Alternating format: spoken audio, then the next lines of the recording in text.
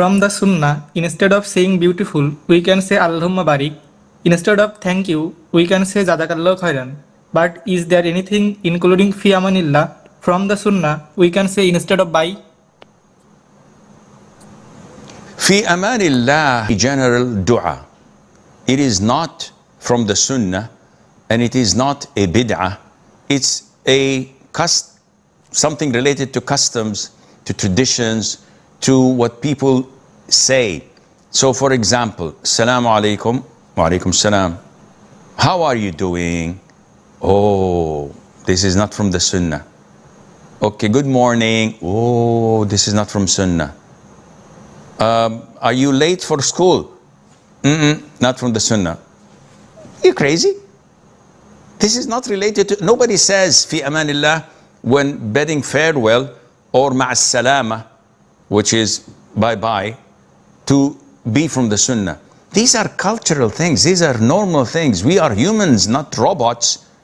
The difference between bid'ah and Sunnah is when you do it thinking that this is part of the Prophet's way, this is part of the religion that would relate you and get you closer to Allah, and if you don't do it, you're sinful, and the likes. So you're not trying to worship Allah by saying it. You're just making a general thing that people do, and Allah knows best. Assalamu alaikum, Sheikh. Wa alaikum assalam wa rahmatullah. Sheikh, my problem is 2 years ago I started, I wanted to pray Salah consistent, but I prayed and I left it. It was not consistent. And 2 months ago I became consistent. Now that I remember that many of my salah were qaza or due, became due because of sleep reasons. I did not pray those because those piled up over time.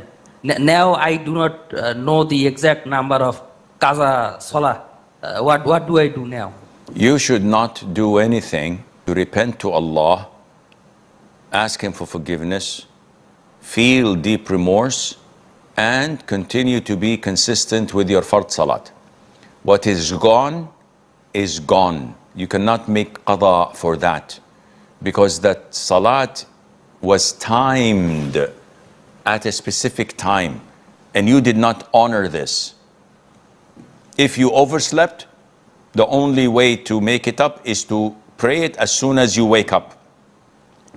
If you didn't, it's gone.